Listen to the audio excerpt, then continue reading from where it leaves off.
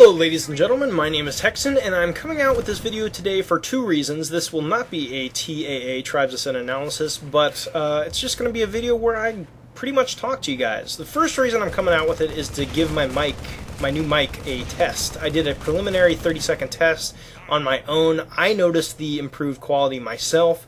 So if you could let me know, all 5 of you who watch the stream or the channel, if you could let me know in the comments if it has improved, stayed the same, or bizarrely gotten worse for you, please let me know. I'm interested in your feedback.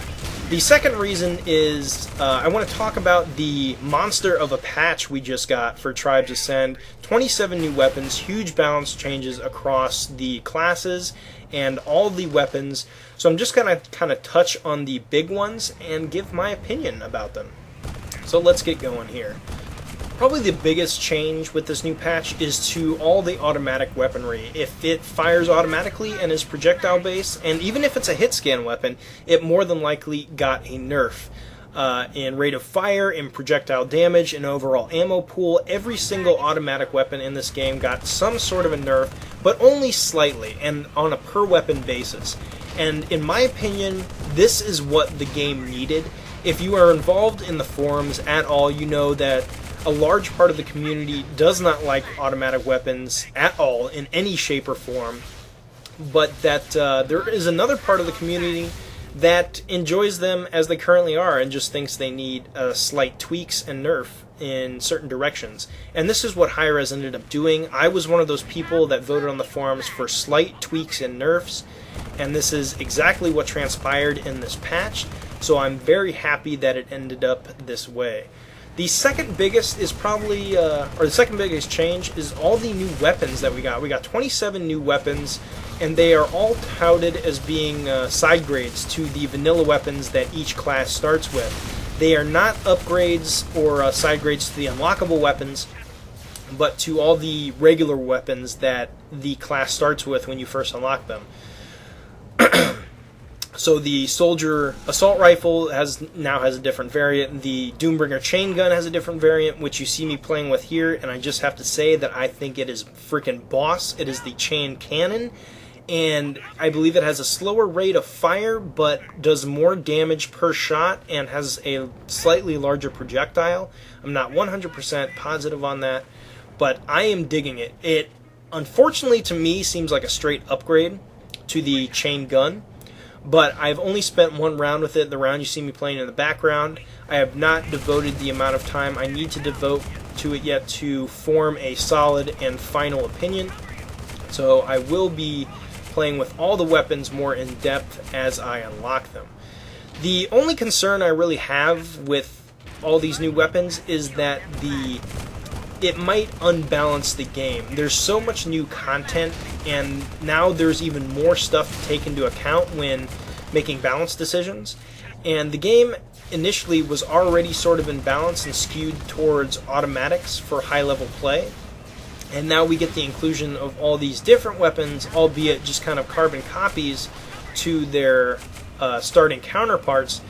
They still have the potential to unbalance the game. Damn, that guy's an ass. Look at that. He may lead me. What a son of a bitch. What a son of a bitch. Good player. Good player. But yeah, all the new weapons, they seem like side grades to me from reading the little tidbits that are included when you look at the new weapons in the customization menu. They all seem like they have even trade-offs for damage, rate of fire, and overall ammo pool, but it will take some time, I think, for the community to figure it out, to spend time with each weapon and give feedback to Hi-Rez on what's working and what's not. I would hope that everything works out fine, that nobody has any sort of problems with the new weapons. I myself am a proponent of just dealing with it and finding new strategies to counter specific weapons, but a lot of people will point at something and immediately call it OP, and I don't think that's correct. I think more time should be spent trying to find counters and different strategies to either directly deal with the weapons or get around them in some fashion or another. If any of you watch Day 9, he's also of the same opinion. Nothing is a hard counter.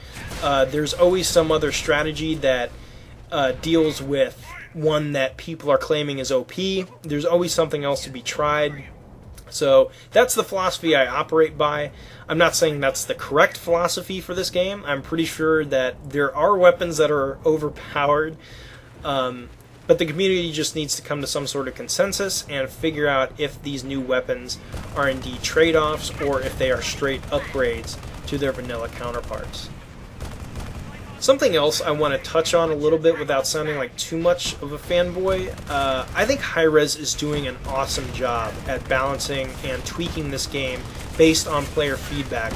I've played a lot of online games in the past, and this is the most involved I've seen a developer be when it comes to community interaction.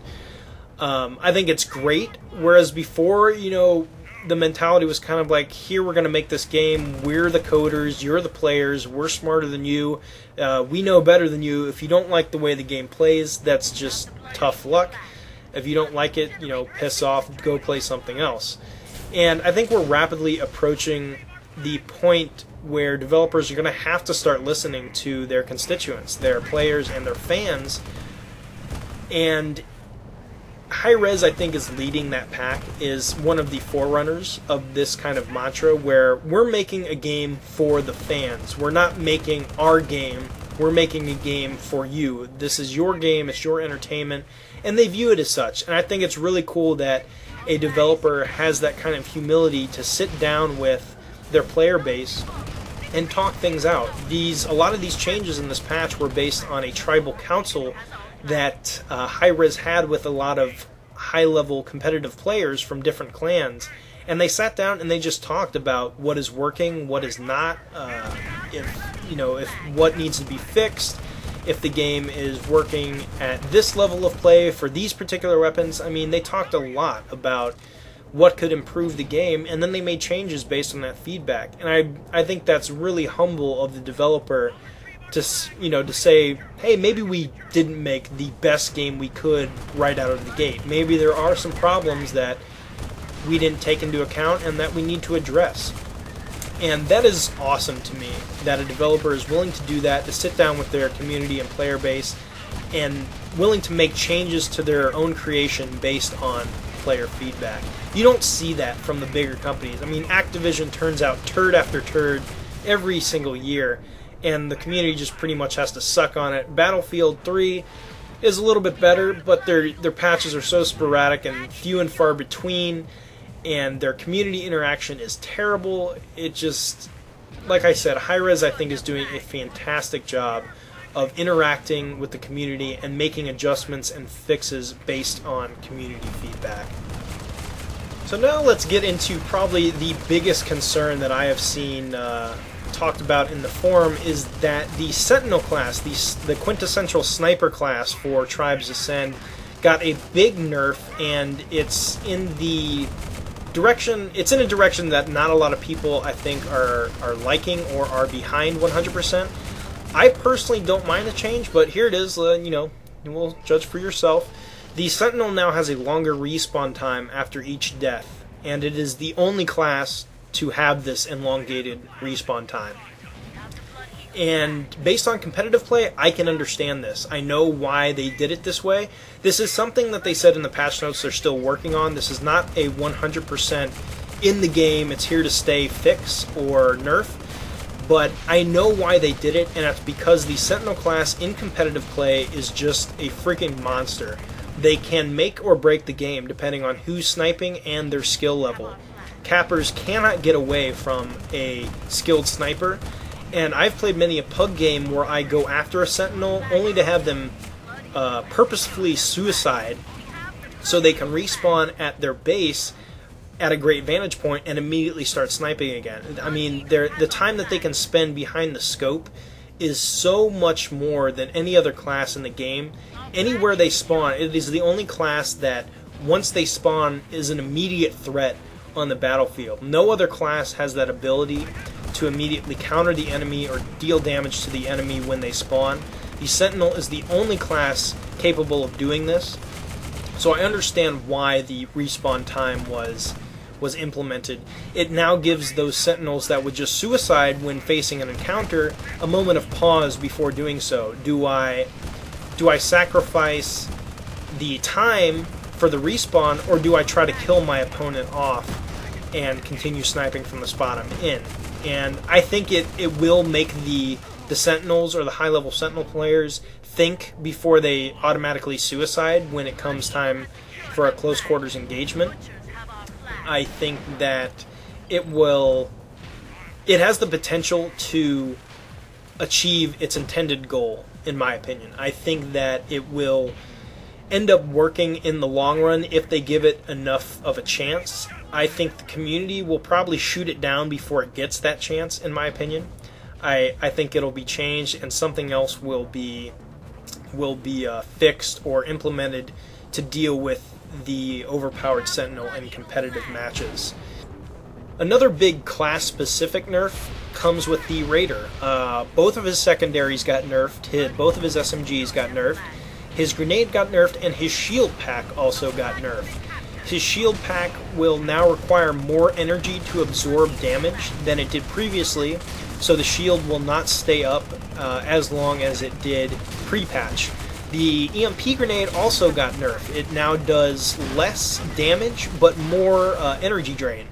And that makes sense to me. EMP grenade, electromagnetic pulse, should drain your energy, but do less damage. I think that makes sense. In my opinion, it was needed. I know I'm going to be in the minority there, but that's just my opinion on the matter. I am under the opinion that the overall nerf is minimal. I still think talented Raider players will continue to be a pain in the ass to deal with, both in casual and competitive play.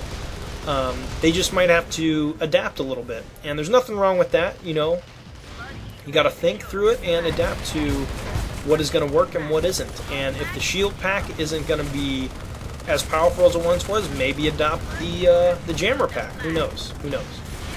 So we'll just have to see how it plays out, but those are the two big changes that I see people kind of grousing about in the forums.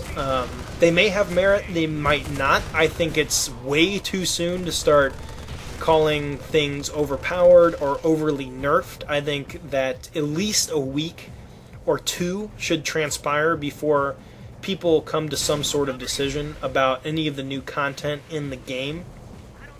I highly recommend, if you're into this game at all, to read through the patch notes and to give the classes that you like playing with the most a try, and give the new weapons that they got a try, and let me know what you think about the new weapons in the game. Overall, I do think this patch was a huge move forward in a positive direction. Hi-Rez is listening to the community. They are making changes and adjustments based on community feedback. But let me know what you guys think. If you think they are actively ruining the game, or if you think this patch was an improvement. Let me know in the comments. My name is Hexen. I would like to thank you for watching, and I will catch you guys with the next video. Take care.